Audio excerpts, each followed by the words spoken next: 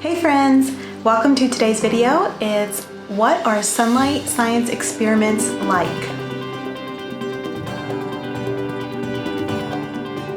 Hey friends, welcome back to my video. I'm Stacey. I'm excited for today's video and I'm glad you guys are here to join. Don't forget to hit that thumbs up button, subscribe, and comment down below. That helps my video to be able to be seen and suggested for more people to see. Thank you all. So today is going to be about sunlight science, the experiments. We're going to be focusing primarily on the experiments, but I just wanted to show you this real quick. This year, the experiments are all about energy, waves, biological systems, earth systems, and engineering design. And so that is a lot of interesting, fun things. And in the instructor's guide, they suggest that this here is for ages 9 to 12 and grades 4 to 7.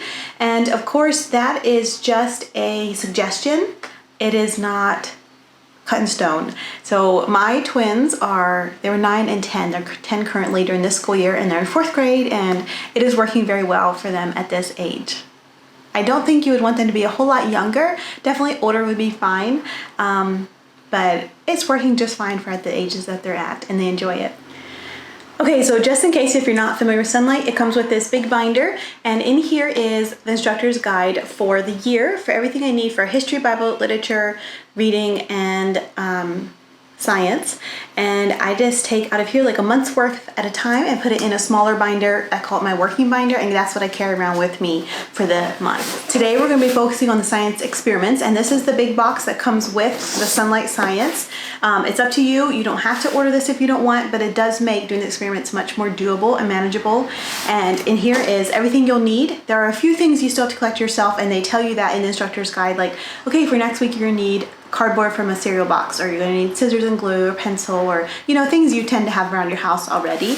But anything extra they have in here. And this here is the science experiment book. It is a big colorful book, Science D Experiments, and this is all the books you get with Sunlight Science. So their science is literature-based science, and then you have the curriculums to go with it. And so I think it's a really great program. It's really interesting. You have a lot of great books that you read with your children. Some of them are Usborne, some are DK, and some are other ones. And each year you also study a scientist. See if I can pull it out. This year it is this one here, and we have not done this one yet. We are 3/4 of the way through our school year, and we have done most of these books already, but there's a few we haven't gotten to yet. So like I said, this is an experiment book, and it is big and bright and colorful. Let me see if I can show you inside a little bit. And it has lots of great pictures in it. I have used Sunlight's old science, and I did not appreciate that one near as much as I appreciate this new updated science. I think it's done a lot better. I like the instructor's guides, and the experiment book here. It is a lot, but it is bright and colorful and interesting. My boys like the experiments. Okay, so I'm just going to do a little introduction about Sunlight Science D in case you're not familiar with it, and then I'll show you some of the experiments. I know this time of year, this is March. In March, usually Sunlight has one of their biggest sales. I think they also have some in April. And so people are trying to decide if they want to buy Sunlight or not. So I thought this video might be helpful. People are researching it right now and looking into it. And I know that for me, I appreciate Sunlight Science because it is literature-based and because of the experiments. So I have a couple notes that I jotted down here on a paper that I wanted to be sure to tell you guys. So I'm going to be looking down here just a minute and reading them. In Science D, our students or our children will read about and then do experiments that demonstrate biological systems like the human body, how it functions, how plants and animals interact. And the studies of energy and waves will cover how energy moves in waves. By STEM, like STM, it seeks to build students' understanding of the problem solving. So that's one thing I really enjoy about the experiments, because it really teaches the children problem solving and critical thinking skills. So Sunlight really encourages the child to pretend that they are like a scientist or an engineer, and that they have to pull out the information from the experiment that they are learning. I think demonstrating like a change when you're doing an experiment is good and great and helps the child to understand it, but I think it's really great when the child can pull out the information and figure out what they are supposed to be noticing and learning from that problem solving, and it really encourages critical thinking skills. And Sunlight encourages engineering activities to help encourage this important skill. And the main point of all the reading and the activities, the experiments, if you choose them, is to introduce your children to the scientific method and the joy of discovery. The joy of discovery, that is where it's at. Sunlight uses a spiral pattern, which means that they touch on certain topics repeatedly this year and again in the future years. They want children to be introduced to lots of different subjects, intrigued by the concept and ideas, and enticed to come back. The basic vocab of science becomes ingrained, not only short-term, but also in their long-term memory. And the child can be like, oh yeah, I vaguely remember learning that. And later, the concept will be vague but recognizable as children gain a deeper understanding. At Sunlight, they want, and we want, our children to remember what they learned because they can't help it, because they want to, not merely memorize learned facts to pass the test. One thing I try to do, and that Sunlight recommends in their instructor's guide, is to demonstrate care and follow directions when you're doing the experiments and when you're recording the data and stuff like that. Children learn by following your lead. So if I have an attitude of, sure, we can do this, it rubs off on the children. This attitude of success cannot be taught to children simply by reading books. It has to be demonstrated. And one thing I wanted to mention is that Sunlight Science, in their books, they use like DK and Usborne and stuff like that, and they talk about evolution and the age of the earth. And if you want to, I talk more about that and how we handle that in some of my other science videos that I will have linked down below in the description box, all about Sunlight Science D. I think in there I talk about it. And yeah, so be sure to watch those videos. But basically, I use it as a conversation starter. So this is what Sunlight Science schedule looks like for 1 week, and up here they tell you what pages to read, and then on, this is the 4-day-a-week schedule, and then over here they tell you about the science experiment to do. Down here they'll tell you the supplies that you need to provide and the supplies that they provide, and then they also do shopping and planning lists for next week, what you're going to need.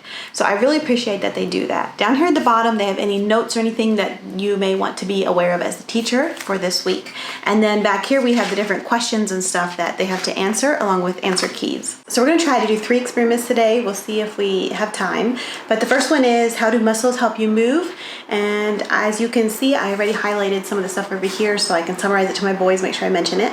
Up here in the box, they always tell you what is in the kit and what you need to provide. K has a K beside, kit has a K beside it if it's in the kit, and P is personal, you provide. And then they go through now the introduction, you make a prediction, and I like that they include the child and make a prediction. And then they have the investigate part where you go through and follow the steps.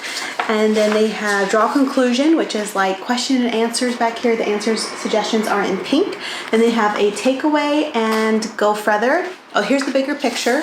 Making connections over here in the box, and then usually the last page is go further. So if your child is really interested in it, you can go further with it if you want. The next science experiment is how do messages travel in a nerve cell? And this one looks really interesting. It's got some wires and light bulbs. And then the third one is, can you change how fast your heart beats?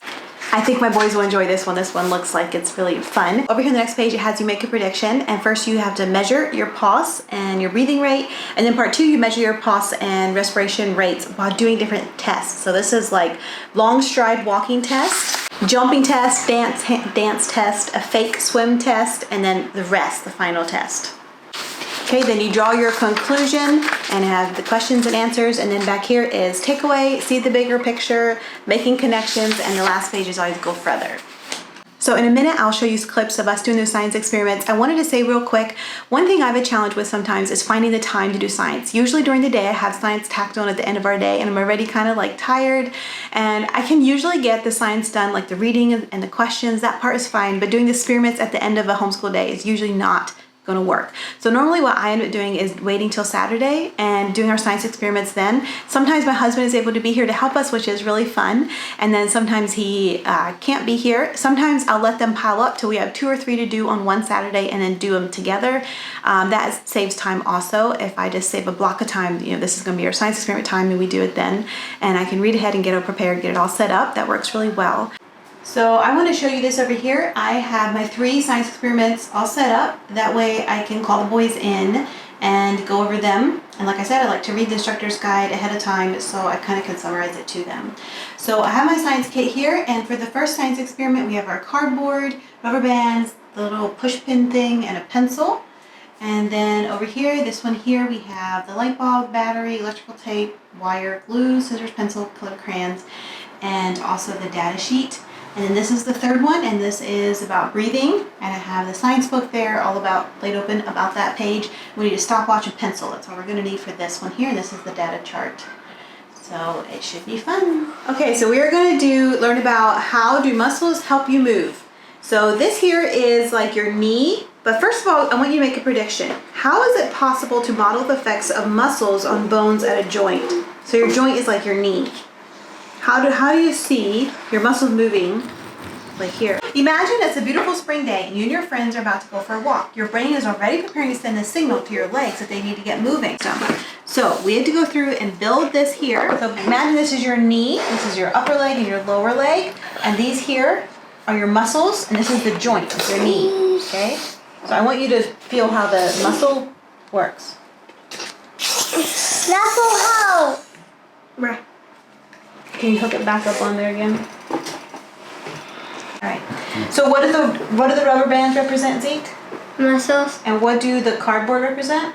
Upper leg and lower leg. And what does this represent? The joint. Good job. How would a bone be affected if the muscles attached to it were injured? So if these things got injured, how would that affect the bone? It cannot move. That's right. So if your brain did not tell these muscles to pull, what would happen? You're going to stay like this. Yeah, if the signal can't get through. Joints are filled with fluid that help the bones glide across each. Okay, so now we're going to do how do messages travel in a nerve cell. So for example, imagine a zebra hears roaring in the distance. The nerve cells quickly send the information to the brain, which pulls up a memory, linking that sound to a fierce predator. The zebra begins to run. Let's look at how efficiently the nerve cell design allows information to transfer from our surroundings to the brain for processing and storage. So this is a nerve cell. This is A, this is the letter A up here, and this is letter B. Now, do you think the information travels from A to B or from B to A? A to B. Say it out, what do you think? A. Creed? A to B. Okay. All right, so the battery represents the cell body. See, it says cell body here? And then the flashlight, the light bulb represents axon terminal over here. I wrote it on the cardboard. All right, so now what we're going to do is we're going to get this wire and connect it to this side of the battery over here. Zara, can you do that maybe? This side. The middle over there, that end. And see if it can send the signal to like your brain. Yeah. So it sends it to the axon terminal. Actually, this is like another cell, so be ready then to pass it to another cell and another cell and another cell. Sure, let's just spot. Okay, let's let Zeke do it. Kaden, want to do it? Yeah.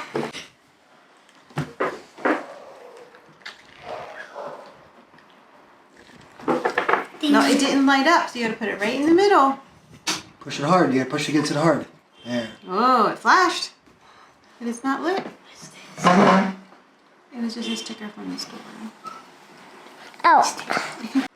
Okay, good job. Creed, do it.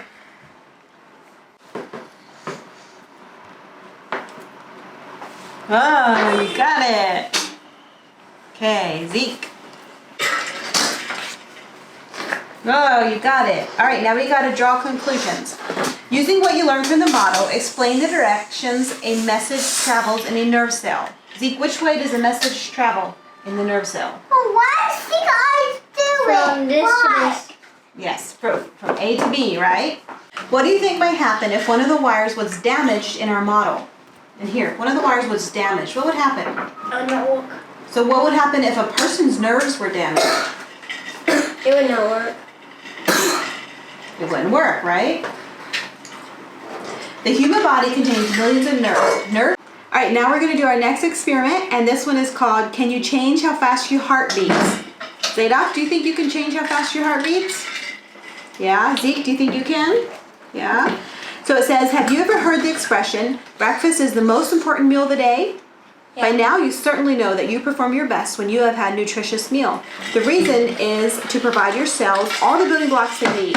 The cells need a little bit of help though. They need oxygen.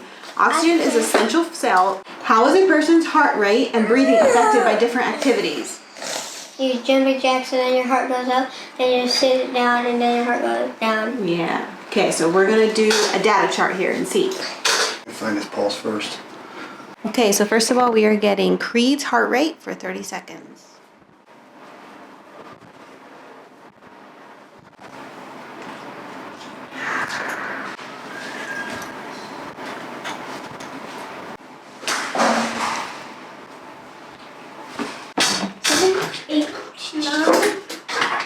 walk in. Okay, Dad.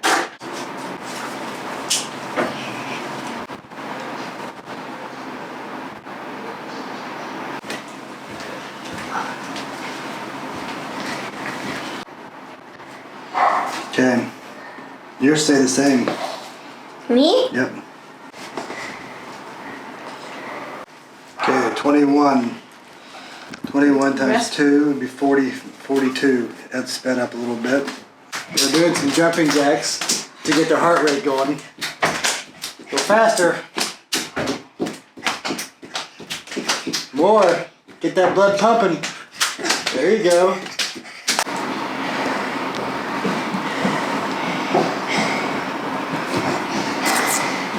Your heart rate jumped from 90 up to 106, and your breathing jumped from 34 to 36. Wow, great. So Zadok did not participate in this a whole lot. He gets kind of squeamish when we talk about bodies and What's inside? Yeah, heart rate and stuff like that. So he didn't want to do this experiment. So Z just got back from running, and his heart rate went from 94 up to 136, and his respiration went from 42 up to about 44 to 45. All right, so we finished up our 3 experiments that we were doing, and this is the chart with the different things that we did. We ended up not doing all the suggestions that they had and just didn't want to get their heart rate really high so they could see the difference, because it was taking quite a while to get through all the boys checking all their pulse and respiratory, and then marking it on here. And but anyway, I think they understood the concept, and we went over, my camera's dying so I didn't show up, we went over like the takeaway, what they can learn from it, and the questions for the last experiment like I did in the other 2. So that was a really good day. I'm really glad my husband was able to be here to help us, and we were able to get caught up on our science experiments with getting 3 done in one day, and I think that was a win-win for everyone. Since this video is all about experiments, I'm going to include clips of a couple of the experiments that we have done in the past, just to be able to show you guys a variety of different experiments. I think my husband was able to be in on one of them, and sometimes my 2 younger boys join us. Everybody wants to join, nobody wants to miss out on the fun of a science experiment. So enjoy those clips. Okay, so here's a couple of clips of our science experiments. Okay, squeeze the tube, squeeze a little bulb up here, put it in there, and let it suck stuff up. See how it does that? It sucks it up. Okay, now, what we need to do is put how many drops? 10 to 15 drops in this iodine solution. You guys will help count? Just drop it, just squeeze it just a little bit. Okay, squeeze a little bit, see how it's going down the tube. Look at the tip of it. I see it turn blue. Over here it's brown or yellow, and over there it's blue. Make a prediction. Which one of the, are there any of these here that you think will turn blue? It's no red. Red. Red. This. Red. Okay, Katie takes the potato.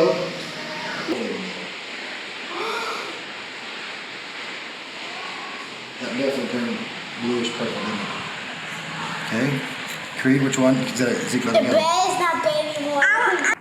We are doing science here, and today we're doing the science experiment of what is best to make a nest here. So right now they're looking at the tissue paper to see if it is smooth or rough. So what do you guys think? Is it smooth or rough? Smooth. Smooth. So we wrote smooth on our list here. Next we got to check, would it attract predators with odor or sound? Okay, the steel wool, is the texture rough or smooth? Rough. Rough. Okay. Does it have odor? Is it rough or smooth? Rough. Okay. Does it have an odor? All right, so we are working on a science experiment with learning about how plants eat the sun. So this is with Cordy, and today, what did we have to do, Zadok, today? We have to put we have to soak the seeds in the 2 hours. We have to put water here, mix it, and we also had to put it in here with the seed. So we planted the dirt. First we had to put water in the dirt and make it moisturized. It came in the kit, and it was like dehydrated, so it was really small, and it kind of grew when we put water in. It was pretty cool.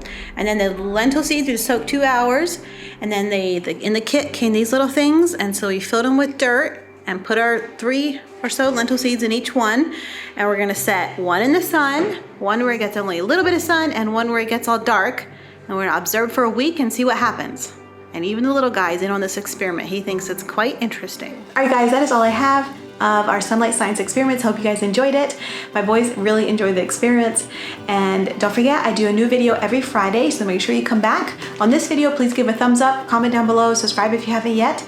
By you guys interacting with the video, it helps it to be shown to more people, and where people can learn about get ideas about how to do homeschooling. And as you guys know, I'm very passionate about all things homeschool. I love talking about it. So yeah, thank you guys for watching this video. We'll see you guys again next Friday. Bye.